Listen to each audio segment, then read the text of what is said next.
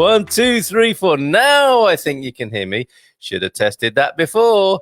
Okay, no sound, no audio. We can't hear you, Carl. Can you hear me now? Can you just let me know that you can hear me? And I'll start everything again this morning. Switch your mic on, Carl. You should be able to hear me now. Let me just get a positive affirmation from you that you can hear me and that the show isn't entirely miming. Wayne Barker, no audio here. I think there was a slight time lag, so I'll have to give you the chance to catch up with me. Yes, we're back in business. So let me start that again. Hola, bon dia. Carl Munson here with the Good Morning Portugal live stream YouTube channel and podcast. I was just saying when you couldn't hear me there because the mic was, I don't know, something was wrong with the microphone settings. That I think there's all the extroverts here on the live stream and all the introverts on the podcast. So if you can find it in yourself, you podcast listeners, 14,000 downloads, 300 nearly listenable episodes. We're moving our way there. Send us a little message from yourself if you're a podcast listener, won't you? Or send me an email, carl@carlmunson.com. Thank you. Yes, we can hear your sweet dulcet tones now. Thank you very much for your executive production there on Facebook. Thanks, everybody. So quite a lot to squeeze in today. An update on the crocodile. You remember the crocodile story yesterday? The Nile crocodile spotted in the Spanish part of the Douro River. So we'll go back to that. And I hope you enjoyed Peter's view this morning. Let me just give you a very quick blast of that. Safra Mountain, Castanera de Pera, from the unofficial ambassador of that town, Peter Wilton Davis. And thank you, Claire, for sending me a picture from Falaisia this morning in the Algarve. And that will be tomorrow's picture. So keep those coming. Lovely morning pictures, the Ola Bon Dia pictures from around Portugal. Please do send me those and I will feature them as our sort of warm-up. You'll be the warm-up for the Good Morning Portugal live stream and YouTube channel. So a few good mornings now, now that we've got everything technically in position. Good morning now. Yes, lazy morning in sunny Falaisia. Claire and Steve, good morning to you. Yeah, thanks for that picture. Jen van der Vida saying good morning from the Tamar area, if I remember rightly, and if that's where you still are. Jen, great to hear from you. Gary, bom dia, todos vocês jardineiros felizes. What is that? Hello to you all and happy gardening, possibly happy homesteaders. The jardineiros felizes is very possibly happy homesteader in Portuguese. Good work, extra points for you there, Gary. And it looks just like that this morning. Another quick look. Yeah, that's Peter's view with some turbines on the hill there. It's great, isn't it? How I think most of us have got used to those now, right? The wind turbines got to be better than coal burning, fossil fuel burning things. But let's maybe not get into that debate right now. So good morning to you all and thank you for your messages. Yes, Paul, hi to you and to you, Wayne, as well. So a few people in the house, as it were, already this morning. Should we go and have a look at that crocodile story and find out what's going on? Quite a lot to share with. Let me just give you a bit of a heads up. So, lots of news to share with you, actually. We are celebrating a collaboration with Expats Portugal from next Monday, and for the next month, 4 Mondays after that, we'll be having Meetup Mondays with the Expats Portugal crew. They'll be making their home in our casa. What is it in Spanish? Mi casa, tu casa. Something like that anyway. My Spanish is even worse than my Portuguese. So we'll be welcoming the Expat Portugal crew and they'll be, what's the word? Co-opting us for Meetup Mondays. Hopefully loads of the Expat Portugal community will be coming and joining us on Mondays, the next 4 Mondays from next Monday. And then another new thing for Good Morning Portugal, Portugal Calling in collaboration with Expats Portugal. From next Thursday, it will be a live stream and phone in with an expert helping anybody with an idea to move to Portugal, talking to an expert, maybe in the realm of finance, of law, of conveyancing, of property, somebody who knows what they're talking about. Here on the Good Morning Portugal, or sharing this screen with me, somebody who knows what they're talking about, where they'll be answering questions pretty much as we do it here. and also a phone in as well. The number, if you ever want to call me, is 913-590-303. Just come in. You don't have to be on the screen. You can just talk to me on the phone, as we've done with some of our guests. But Portugal calling from next Thursday in association with Expats Portugal. Free to join that service, that excellent service. Knowledge coming from a very friendly community there as well. Expats Portugal, if you're not already a member of that and taking part in their forums, I do recommend it. And I should have shared the screen with you to show you, to celebrate with you my it doesn't seem to be allowing me to do that anyway. So never mind, we will come back to that another time to share with you all the graphics packages of those new ideas, including the sports report, of course. So we've got quite a lot in our franchise now. We have the Good Morning Portugal Wine Club. We have a sports report starting Saturday. We have Meetup Mondays with Expats Portugal next Monday. And then from next Thursday, it's an evening phone-in and live stream from 8 till 9 o'clock, Portugal Calling. So, of course, you want to find out about this crocodile news in the Douro. We will be moving on to what is your perfect Portuguese day and how to set that up. We will be looking at fire safety, and we've even got a Casa do Dia, a lovely little place to share with you in a homesteading style. But come on, let's have a look at this crocodile thing now. Spanish authorities, I'm afraid to say, the search has ended for this Spanish, is it a Spanish crocodile? It's a Nile crocodile found in Spain in the Douro and Pisuerga rivers. I fluffed that a bit, didn't I? Spanish authorities have ended the search for a crocodile allegedly spotted at the confluence of the Douro and Pisuerga rivers near Simancas, which is Valladolid, which you may have driven through if you're coming in from the north into Portugal. And the Civil Guard said in a statement, the operative group that included agents from the Spanish Civil Guard's Nature Protection Service, Seprona, the group specialized in underwater activities, GIASH, and specialized biologists from the Chelonia Association decided to finish the work after 6 days of unsuccessful searches. On Saturday, the 6th of June, the Spanish Civil Guard learned of a possible sighting of a Nile crocodile weighing around 250 kilograms through the Simancas police. Would you be able to guess the weight of a Nile crocodile if you saw one? The local authority was alerted by a group of local youth who said they had, I said this yesterday, didn't I? These youths may well have been winding them up, who said they had spotted an animal they could not identify but appeared to be a species of crocodile crossing the river. An alarming sight, I would have thought, if that's what you thought you saw, lads. The presence of the animal was also indicated by an agent who, like the group of young people, spotted what appeared to be a large reptile swimming near the confluence of the Douro and Pisuerga rivers when moving to the place.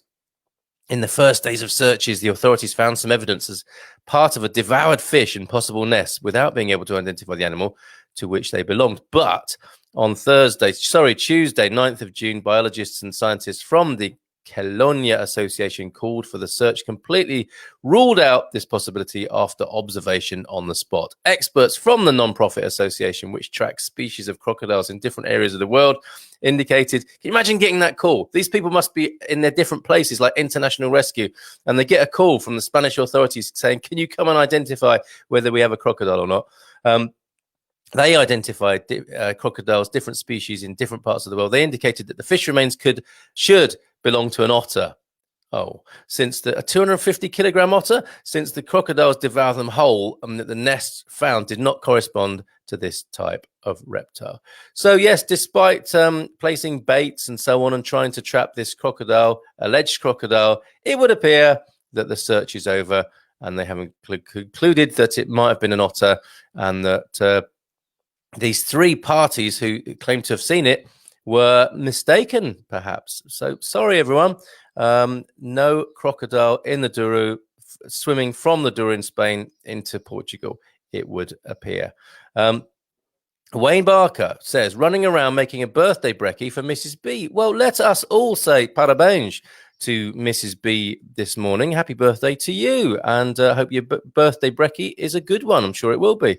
Eloise saying, our wine tasting leader saying, good morning, Carl, and listeners, good morning to you, Eloise. Thank you for your greetings. Do please, if you're in the room here and you haven't said hello already, please do. Always fantastic to hear from you. You'll see I have a quiz now as well. What is the emergency number in Portugal Do you know that? You should know that, I think, as somebody making your home here in case of an emergency. So just type in your answer, and we'll come back to that a little bit later on when we check out fire safety. Haven't forgotten about bread, Gary.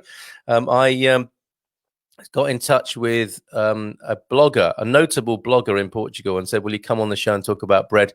They declined the offer, saying that they barely knew anything about it. They knew much more about many other Portuguese foods. So they may come back and talk about that. So the search is still on for a guide to Portuguese bread.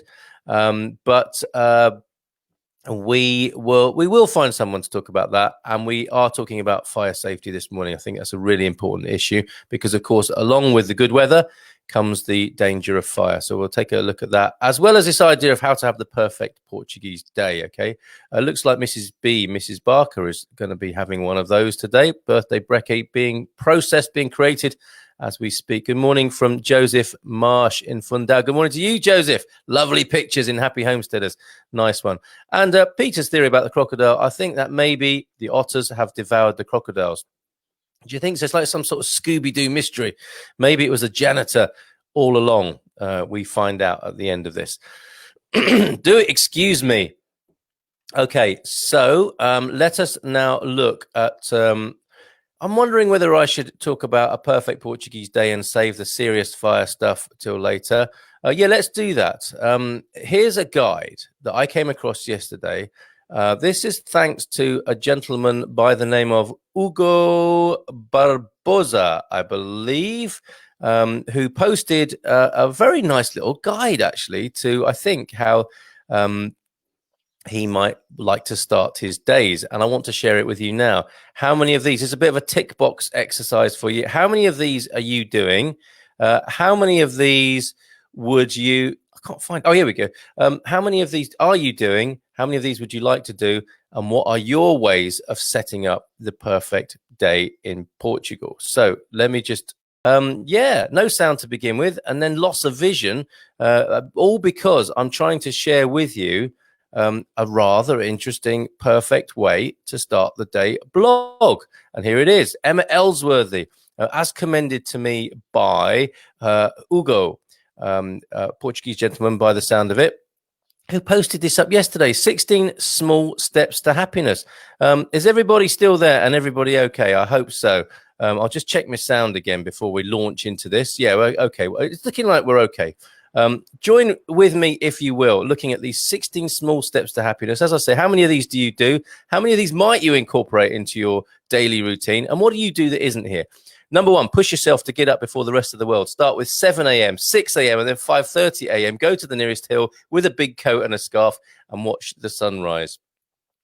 Who's done that this morning? 2, push yourself to fall asleep earlier. Start with 11 p.m., then 10, then 9. Wake up in the morning feeling re-energized and comfortable. I did, having read this yesterday, I did do that. I went to bed much earlier than I normally would. I think it was only 11:30 last night, and I got up an hour earlier this morning. Number 3, erase processed food from your diet. Start with no lollies, no chips. I think she means crisps. This is Emma, who is a journalist living and working in Sydney, Australia. But it did pop up on a Portuguese social networking site yesterday, hence me including it. Erase pasta, rice, cereal, then bread. Use the rule that if a child couldn't identify what was in it, you don't eat it. That's harsh. 4, get into the habit of cooking yourself a beautiful breakfast. That's what's happening with Mrs. Barker right now, or it's being done for her. Fry tomatoes and mushrooms in real butter and garlic. Fry an egg, slice up a fresh avocado, and squirt way too much lemon on it. Sit and eat it and do nothing else. So no checking your phone, no reading the paper. Enjoy those flavors. I can feel the texture of avocado and the taste of lemon on my tongue now. That sounds like a great idea. Number 5, stretch. Start by reaching for the sky as hard as you can. Then try touching your toes, roll your head, stretch your fingers, stretch everything. Ooh, missus, that sounds like fun. 6, buy a 1 liter water bottle. Start with pushing yourself to drink the whole thing in a day. Then try drinking it twice. It sounds like some old kind of mystical sort of Zen poem. You can't drink something twice, can you? But I think what that means is work your way up to 2 liters. Buy a beautiful diary, number 7, and a beautiful black pen. Write everything you do, including dinner dates, appointments, assignments, coffees, what you need to do that day. No detail is too small. Quite like that, sketching out the detail of your day. Number 8, strip your bed of your sheets. And this sounds like the army now. And empty your underwear drawer into the washing machine, whether it needs it or not, by the sound of it. Put a massive scoop of scented fabric softener in there and wash. Make your bed in full. That's quite a nice luxury we could extend to ourselves. That's good sign of self-care, I think. 9, organize your room. Fold all your clothes and bag what you don't want. Clean your mirror, your laptop, vacuum the floor, light a beautiful candle. Now, we all know this makes sense. We might not do it every day, but we know it makes sense and we always feel better, don't we, when we've done it. Number 10, have a luxurious shower with your favorite music playing. Wash your hair, scrub your body, brush your teeth, lather your whole body in moisturizer. Is this before or after you've stretched everything? Get familiar with the part between your toes, your inner thighs, and the back of your neck. 11, push yourself to go for a walk. And I know some of you have done this morning already. Take your headphones, go to the beach and walk. Smile at strangers walking the other way and be surprised at how many smile back.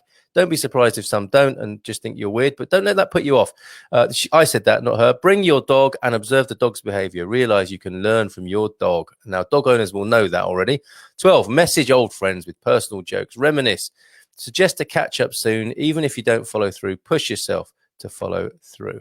So yeah, in the translation I read yesterday, it said punish yourself, which did sound a little bit harsh. Again, think long and hard about what interests you is number 14. Crime, sex, boarding school, long forgotten romance etiquette. Find a book about it and read it. There is a book about literally everything. Okay. 15, become the person you would ideally fall in love with. Let cars merge into your lane when driving. Pay double for parking tickets and leave a second one in the machine. This isn't parking fines. This is obviously you don't want to pay double for parking fines, certainly not in the UK.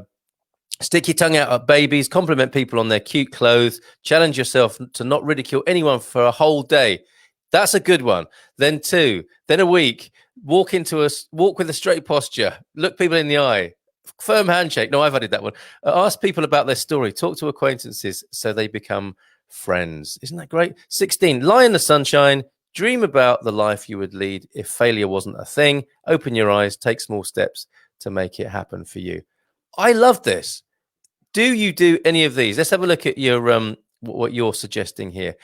Peter's in with, I have 3 perfect days in Portugal. 1, a Saturday morning visit to the weekly market in Ancião for fruit, veg and fish, and a breakfast of barbecued chicken and roast pork, sometimes with a mini in the sun. Now, for those of you who do not live in Portugal, a mini is a little beer. It's such a good tradition that the mini beer is just perfect size for refreshing the palate. Number 2, says Peter, a community lunch at our social club, which is reopening soon, I understand, Peter, with a morning of prepping and cooking and an afternoon of eating and drinking with my friends and neighbours under the shade of the trees. It sounds so nice. And Joseph agrees. Sounds perfect, Peter. And I see you, Boaz.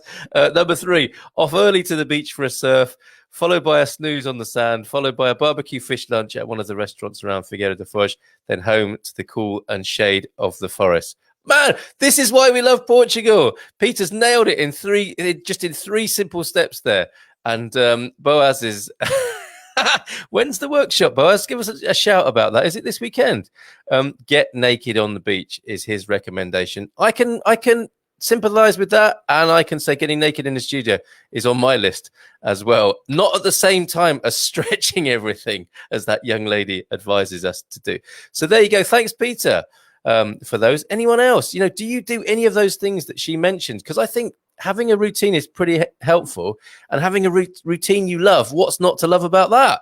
So keep those coming. Thanks, Peter, especially to you for those 3 perfect days in Portugal. That's lovely. That's a blog in its own right. Okay, so on to serious matters. We haven't done the weather so far. We've done a bit of news, haven't we? We've done the crocodile update. Weather, let me just tell you about the weather very quickly, because, of course, with the hot weather comes the fire risk, and that's what we'll be talking about in just a moment. Lisbon is going to be a bit cloudy today and on Thursday, but the rest of the time it's going to be sunny, working towards weekend highs of 31 degrees. Porto, similarly cloudy today and tomorrow. Maybe a bit of rain today in Porto, actually. A cloudy Sunday, but for the rest of the time, lovely sunny weather. Coimbra, maybe a bit of rain today in the Coimbra area, but that will give way to cloud tomorrow. Sunny for the rest of the weeks. A slightly cloudy Sunday and a nice 31-degree Monday on the way. Faro, just a little bit of cloud today, a high of 27, but cloudy all the way, working your way towards a 30-degree weekend in Faro. So there you go. I'm just scrolling through Aveiro, Coimbra, Porto, maybe a little bit of rain today, but sunny for Thursday, Friday, Saturday. Bit of cloud possibly on Sunday, and then good weather to come on Monday. Beja, 38 degrees forecast in Beja on Monday. 32 degrees forecast next Monday in Braga. Castelo Branco, 35 degrees, and it's looking like an incredible week weather-wise. Slightly cloudy today, but the rest of the week, really high temperatures and very sunny. Evora, 38 degrees by next week, 30 and 34 Saturday and Sunday this week. Cloudy day today, cloudy day tomorrow. La Area, cloudy day today and tomorrow and Sunday, but the rest of the time, lovely sunshine with a 28-degree high on Monday of next week. As looking forward, looking ahead, Santarém, 31 degrees on Sunday, 35 on Monday, after the cloud has cleared today and tomorrow. And just finally, Viseur, 33 degrees to look forward to next week, but slightly cloudy today, tomorrow, a bit of rain today, and a cloudy Sunday. But for the rest of the time, real lovely sunny weather. So let's have a look at the news regarding fires. And the quiz is ongoing here.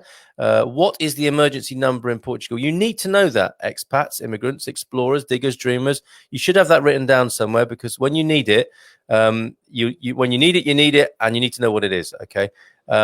Not my perfect day, just how I am now. Oh, I see. Nursing a gin hangover.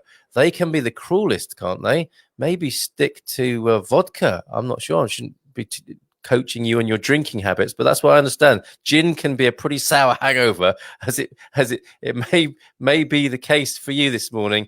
As she says, it's not a perfect day. It's just how she is right now. Sorry to hear that, Veronica. Plenty of water for you. Maybe some vitamin C. You know, there's lots of oranges on the trees. And Boaz, so getting naked on the beach, which is probably far from Veronica's mind at the moment, is the 20th. Yes, the 20th of June for the Getting Naked, Getting Vulnerable workshop that we talked about with Boaz. That one that seems to have got a lot of hits, I've got to say, on YouTube, with me being naked in the studio. So thanks, Boaz, for that. That's exactly what I used to do in Nazaré. Bought my fish from the market and cooked it on one of the brick barbecues in the forest. That is Dan Brazy. Good morning to you, Dan. Lovely to have your company this morning. Clean ship is a happy ship.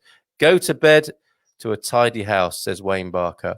Do you have sort of semen origins? May I put it that way? I suppose we all have a semen origin in some way, don't we, in terms of human biology? But were you in the Navy? Is that coming from your past, Wayne? Clean ship is a happy ship. Go to bed to a tidy house. I'm a little embarrassed about what I just said there. And we had thunder and lightning here last night in the Midlands of the UK, wishing we were there. You'll be here soon enough, Wayne, and we look forward to sharing a mini with you. Courgette overdose this season. Lol. That's kind of random, Boaz, but gratefully received nonetheless.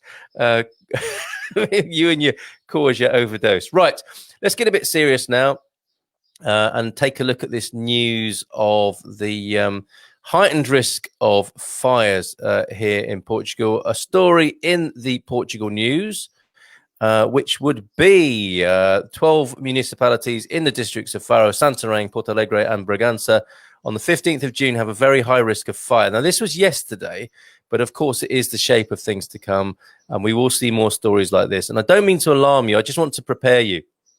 I think it's really important to know what to do, after seeing the tragedies of previous years.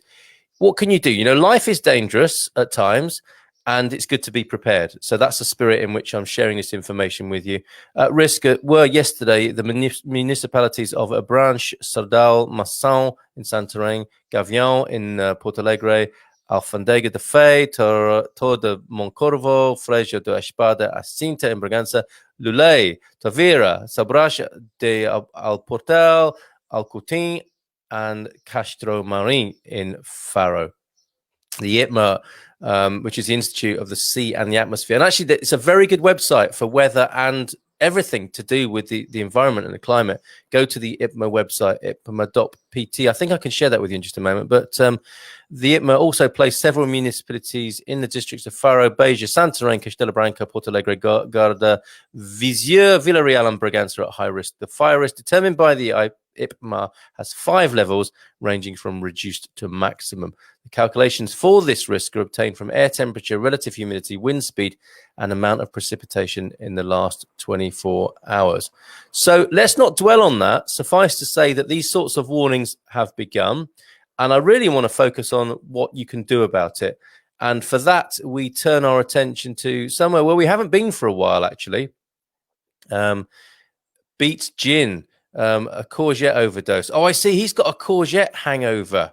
What is it that have Americans got a different name for courgettes? Anyway, I don't know why I'm asking you that, but I guess a courgette hangover does beat a gin hangover. Happiness is a clean swimming pool, even though I can't swim very well, says Gary Austin. Yeah, you swimming pool owners will obviously want to keep your pools nice and clean. And thank you to Peter. Yeah, thanks for sharing that IPMA website. Really good. And also another one to know, thanks to Peter, is fogos.pt. So let's go to Safe Communities Portugal and their guide to making sure everything is safe and sound, or as safe and sound as it can be when it comes to rural fires here in Portugal. Let's share that now. And here's, as part of a really comprehensive, and this is how they roll on Safe Communities Portugal. Really good. I mean, we used this a lot, didn't we, when we were checking out what we needed to do at the beginning of the pandemic. Gosh, that seems like such a long time ago, and so much has happened in the world since then. But I'm scrolling down to the real nitty-gritty here, which is the Rural Fire Prevention and Protection Action List. Let's step through this so that just to give you a bit of a reminder of what you could and should do, arguably. The following is a top 10 list of actions that should be taken to ensure the safety of yourself, your family, and your property. And it has been endorsed by the AGIF. I'm not sure what that is. Check if you are living in a high-risk fire area, see map and list of parishes. So you can do that on their site as well. Undertake land clearing without delay. If advice is required, contact local civil protection or the hotline, which is 808-200-520. Remembering, we're way past the deadline of the 15th of March now. If, of course, there's a problem with neighbouring land, and there may well be, if your neighbours don't live there, or if you live near a deserted property and you think it poses a fire risk which cannot be resolved, contact the GNR, the police, as soon as possible. Prepare your house by cleaning roof, terraces, leaves from gutters. This goes back to sort of, a happy ship. A tidy ship is a happy ship, right? Controlled burning of debris. Ensure authorization/permit is obtained before and follow safety regulations. So you should call local authorities before you have a fire or any controlled burning. Familiarize yourself with self-protection measures under Safe Villages, Safe People program, which of course I'm sure you'll be able to find via Safe Communities Portugal.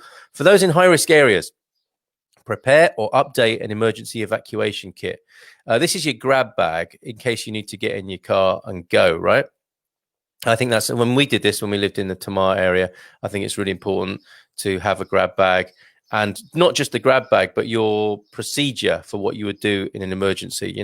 Think about it, run through it in your mind, talk about it to your members of your household. This is a possible risk in Portugal, and worth genning yourself up and knowing exactly what you're going to do as a family, right? Or as a group of people. Emergency contact numbers, keep at hand. That's the quiz today. What is the emergency number in Portugal? No one seems to have answered that yet. High risk areas, familiarize yourself with village and evacuation plans and assembly points. If none, identify an escape route and safety point. Okay, so I guess that means plan your own escape route and plan where you're going to assemble as a place of safety. This is a really good opportunity to get to know your neighbors, isn't it? And to know people in your village. And I'm sure they will thank you and respect you for approaching them on this basis. What you should do if you're new to an area, where do people assemble, and to let people know that, you're a responsible neighbor and part of the community. So keep up to date through these acronyms, ICNF, ANEPC, IPMA websites, and that of the SCP, as in Safe Communities Portugal. But this is always a good place to start with anything to do with health and safety here in Portugal. safecommunitiesportugal.com, this particular part, /forest-fires. So I hope that helps in having you think about that. Not something we want to think about necessarily, but I think something really well worth considering. Maybe we should answer that question now before we go to finally to the Casa do Dia. Answering the question of what Americans call courgettes. What a fantastic hive mind we have here. Zucchini, of course. And it would appear that Boaz is having a zucchini. He's had a zucchini overdose and hangover. Wonder what the symptoms are of that. Fire safety tip from Gary. Thank you, Gary. If you get cut off by fire in your house, you can sometimes simply lift out some types of aluminium PVC windows. Check if they do today. Oh, I see. So they're on a kind of bayonet system. If you're trapped, you can lift out some types of aluminium and PVC windows, recommends Gary. And as he's saying, check if they do today. Don't leave it. Figure out your escape strategy, plans, and how you're going to brief everyone in your household. Do it sooner rather than later, right? Because it ain't no good to be finding yourself wanting at a time of dire need. We are hearing from Chris Patterson, Carlito Brigante. We're heading Carlito's way, so get the kettle on for lunchtime Wednesday. What day is it today? That's tomorrow, right? Chris, you got to check out this man's show. This was, of course, the man I joined recently to do a homesteading special. 90 minutes of homesteading information with the other Carl McAdam is also on his way to Portugal with Chris. Yes, coming. Is that the name of my autobiography, Carlito's Way? Possibly, but Chris is on his way. Check out his End Times Daily Show. A real eye-opener. Not only an eye-opener, a heart-opener. An amazing fellow, Chris Patterson, Chris Paradox. You may know him as the poet and performer, Chris Paradox. Is doing an amazing show a live stream every day at 9 p.m. Puts me to shame. As I've said to him, he is the Ken Dodd of the end times, and an eye opener, a heart opener, and he's on his way to Portugal as well, coming to live in the Fundão area. The Marsh family, you have a very interesting neighbour heading your way in the form of Chris Patterson. Great to hear from you. Yes, kettle on tomorrow. Looking forward to seeing you then, Chris. So I think we perhaps should leave it there for news, weather, fire safety, setting up the perfect Portuguese day. Is anyone going to tell me what the emergency number is in Portugal? Because this should be etched in your subconscious, ready for your conscious mind when you need it. In our village of Peira, you didn't mention that, Peter, that you lived in Castanheira de Pera. We now have a first response team of 7 people, including me, who are trained in for emergencies such as fires, earthquakes, and other civil emergencies. Now, there's a responsible citizen, part of the Aldeias Resilientes program of the AVIPG, that is the Associação de Vítimas de Incêndio de Pedrógão Grande. Okay, so this was set up in the wake of the Pedrógão Grande fires, I'm guessing.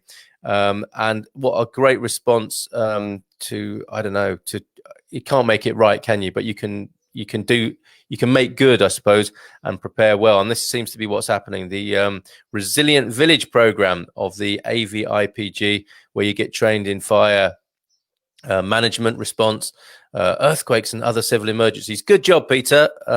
Amazing. The life you've created there and your engagement with your town village, I think, is amazing. Absolutely fantastic. So let us move towards, in the concluding moments of the live stream this morning, a look at, let's go back to our homesteading roots, shall we? And at the risk of crashing the show, which happens sometimes, so bear with me if it does do that. But I want to have a look at this, Val de Tranquilidade, which is a very reasonably priced property, courtesy of pureportugal.co.uk. Let me just find out where this is, the Arganil area. Keep coming back there, don't I? Lot of great homesteading properties in the Arganil area, which is, of course, the Coimbra district. Look at Pure Portugal's lovely little animated banner. That little chicken on the landscape there is moving, as is the donkey. And there is the rural idyll, the homesteading idyll that we're aspiring to in many ways, many of us here on the Good Morning Portugal live stream. We cater for, all kinds of expats, immigrants, diggers, dreamers, explorers, and so on. But I think our heart is really in the homesteading, growing your own, getting closer to the land, which I think, we said this right at the beginning of the pandemic. Whilst the world tries to get back to the new normal or the old normal, let's maybe think about the old natural and the roots of Portugal, the self-sufficiency, the interdependency, the growing of your own food, so that you are much more resilient. That's a resilient village in my mind, one that's growing a lot of its own food, generating a lot of its own power, and creating community resilience rather than relying on the man too much. This is a tiny home, 14 square meters, and it has a 4 or 5-ish square meter mezzanine bedroom, land with 5,000 square meters. Tiny building, tiny house. In the vogue of these things, but look at the price ticket, 15,500 euros. This is ready for somebody who just thinks, I'm done with where I am in this way of life. I'm going to head to the hills. This is a perfect place to do it. Not for a lot of people, maybe one or two, but perhaps you can expand on the 5,000 square meters of land that comes with it. Tiny home with 14 square meters in the building, renovated from a ruin to include a nearly 5 meter square mezzanine bedroom. Show you the pictures of that in a minute. Crawling height, sounds like fun. The house has just been finished and it has render, insulation and wooden cladding inside, wood burner, aluminium door and 2 big windows, so it's very cozy. Southwest facing with plenty of light. There are at least 400 euros worth of wood and roofing materials inside the house, which were planned for the outdoor kitchen and composting toilet. The water is from 2 1,000-litre tanks above the house, which are gravity fed from this natural power, you see, from a well from the neighbouring land up the valley. Land with 5,000 square metres on the hillside with 2 big flat terraces of around 1,000 square metres, easily accessible from the entrance by car or van, so great for caravans or teepees or yurts. Located a 2-minute walk from a lovely swimming spot on the River Alva. I think we have pictures of that as well. Easy access from the dirt track, which is 2 minutes by car from a very central road, opposite a little village with a restaurant on the river, monthly market and Wi-Fi. It sounds like you have to go to town for the Wi-Fi. No bad thing, right? Unless, of course, you're trying to do a live stream every morning or evening, Chris. 3 kilometers away from the village of Casa, which has all you need. A bank machine, cash machine, bank, health food store, supermarket, greengrocers, bakeries, cafes, library. 21 kilometers from the lovely town of Arganil. Let's zoom out here to find out where it is. The lie of the land here. You see, yeah, Coimbra district. You're on the latitude somewhere between Aveiro and Coimbra and Guarda, north of Castelo Branco. Zoom out a bit further. Seriously central location in Portugal. Should we have a look at the whole world? Should we sing From a Distance by Nancy Griffith and get a sense of our insignificance in the universe? Look at that. That's where it is in the scheme of things. The Earth is looking very flat from that projection, but I won't start up that debate right now as we come to the end of the show. Look, let's have a look at these lovely pictures of a lovely road. But there it is in its valley. It looks so peaceful. If you really have had enough of civilization and you just want to detox yourself and get away from it and sit by your wood burner like Henry Thoreau, isn't this great? Or Ralph Waldo Emerson. Just go back to the land and look, there's your crawling space mezzanine. And it's nicely done, isn't it? All nicely done and finished. A lot of timber in there. Cozy, as they say, wood burning stove. Very, very timbered. Not sure what that is. Is that your little lounge area? But yeah, this is a perfect hideaway retreat, isn't it? And it seems like you got, unless you're a vegan, of course, you would have fishing rods as well to go down to the river and fish for your supper, or just go and pick some beans if you're a vegan from the ample growing space that is afforded. I thought that was a goat on the landscape. I think that's just another aspect of the building. But giving you all these pictures just so you see its delightful setting. And I want to find oh, here we go. I'm guessing this is where you can go and swim. The River Alva, was it? And yeah, that's probably the town, the little village nearby, isn't it? With the river beach and the setting sun of evening. And there's another sunny aspect looking at the building again. So there you go. That's the Val de Tranquilidad, Tranquil Valley. Arganil is the municipality. Excuse me, Coimbra district, priced at a very modest 15,500 euros. So there we go. That's a Casa do Dia today. Let's see if anyone has anything else to say. And yes, if there were prizes given, you would be getting that prize. The number is 112 for the emergency services. And there is, as Dan says there, it's written on the side of all Bombeiros vehicles. Yes, but 112 is right. However, there is a specific forest fire number, which is 117, okay? And the helpline for emergencies is 800 242 242, 800 242 242.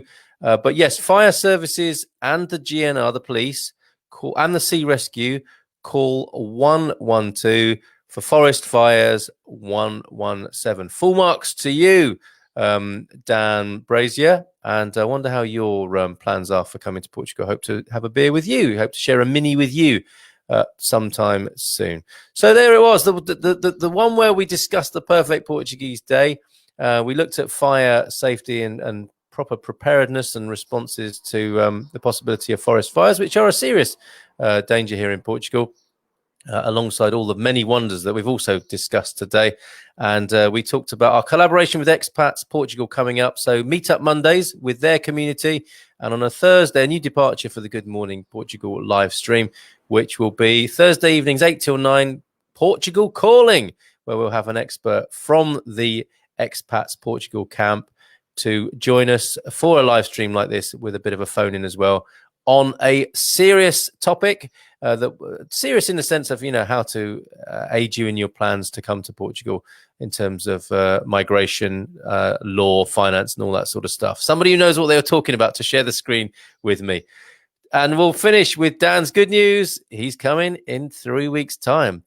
Bit of an influx going on, right? Lots of lovely people heading this way, part of the Good Morning Portugal community. So I shall bid you adieu in French, and até logo, até amanhã in Portuguese. Take care and bye for now. Thanks for your company this morning.